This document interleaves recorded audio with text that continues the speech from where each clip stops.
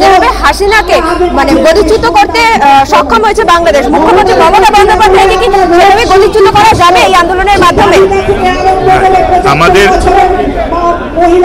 ওরাই বলছে, কেউ কেউ মমতা ব্যানার্জিও বলেছে বা উদয় উত্তরবঙ্গে, আমরা এই আন্দোলনটা পুঞ্জীভূত ক্ষোভ বাংলার মানুষের বিভিন্ন দিনে বিভিন্ন ঘটনার প্রেক্ষিতে স্পার্ক করে একটা, সেটাই ঘটনার থেকে, এবং দল মত ধর্ম বর্ণ পতাকার গোড়ামি আদর্শ নীতি রাজনৈতিক অরাজনৈতিক সবাই রাস্তায় নেমেছে যথাযথ কারণে। তো এটার সঙ্গে আমি আমাদের পার্শ্ববর্তী রাষ্ট্রের সঙ্গে কোনো ঘটনা বা কথা বলবো না। আজিকর নিয়ে রাহুল গান্ধীকে প্রশ্ন করা হয়েছে, প্রশ্ন উনি এড়িয়ে যান এবং বলে ডোন্ট ডিস্টার্ব মি। বা ইন্ডিয়া জোট নিয়ে কাউকে কোনো কথা বলতে শোনা যায়নি আজিকর নিয়ে। না, বলেছে তো অনেকে, রাহুল গান্ধীও তো বলেছেন, আর অনেকে বলেছেন, বলবেন। তবে এই ঘটনাটা এমনই একটি ঘটনা, এটা রাজনীতি কেউ করুক বা না করুক, এটা রাজনৈতিক স্বার্থ ওই ইন্ডিয়া জোট নির্জোট এসবের ঊর্ধ্বে। তার কারণ যদি কেউ মা বা বোনেদের সম্মান করে, বা কারুর যদি বাড়িতে কন্যা সন্তান থাকে সবকিছুকে ছুঁড়ে ফেলে দিয়ে এর প্রতিবাদ করা উচিত এবং রাস্তায় নেবে। শুরু করেছে তো, তারা শুরু করেছে। দুর্গারা যদি সুরক্ষিত না হয়, দুর্গাদের উপর যদি নিপীড়ন চলে, বলাৎকার চলে, মা লক্ষ্মীরা যদি নিরাপদ না থাকে, মা লক্ষ্মীরা যদি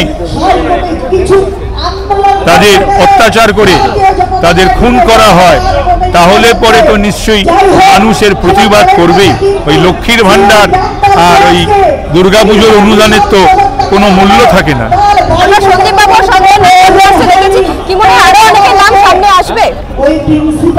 যারা এর প্রতিবাদ করবে না, তারা জনজীবন থেকে বিচ্ছিন্ন হয়ে যাবে।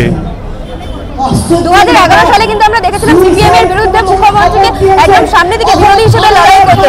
এই যে এত বড় একটা আন্দোলন হচ্ছে, এখানে সামনের বিজেপি বা সিপিএম এর কাউকে কিন্তু দেখতে পাওয়া যাচ্ছে না, ছাত্রদের থেকে শুরু করে নেতৃত্ব। কি বলবেন? না, উনি তো মুখ্যমন্ত্রীও আবার নিজের রাস্তায় নেমেওছেন বিরোধী নেত্রী হিসাবে। মানে আমি অন্তত একই অঙ্গে এত রূপ দেখিনি তো আগে। এই ধর্ণা মঞ্চ কতদিন চলবে? 5 দিন আপাতত। 5 দিন আপাতত চলবে। মানে আগের দিন কিন্তু আপনারা ধর্ণা করতে এসেছিলেন, সেখানে প্রিজন ভ্যানে তুলে দেওয়া হয়েছিল রুদ্রনীল ঘোষ সহ অনেক। এগুলো বড় ব্যাপার নয়। প্রিজন ভ্যান, গুলি, লাঠি, বোমা, বন্দুক এর বিরুদ্ধে লড়াই করেই এই রাজ্যের শাসকের পরিবর্তন ঘটাতে হবে। কন্যাশ্রীর জন্য মুখ্যমন্ত্রী পুরস্কার নিতে গেছিলেন বিদেশ থেকে, আর সেখানেই কিন্তু 10 লক্ষ টাকা দাম বেঁধে দিচ্ছেন দেবে। আমরা তো অলরেডি এটা স্লোগান দিয়েছি, কন্যাই যদি না রবে কন্যাশ্রীর কি হবে, লক্ষ্মী যদি না রবে লক্ষ্মীর ভাণ্ডারের কি হবে।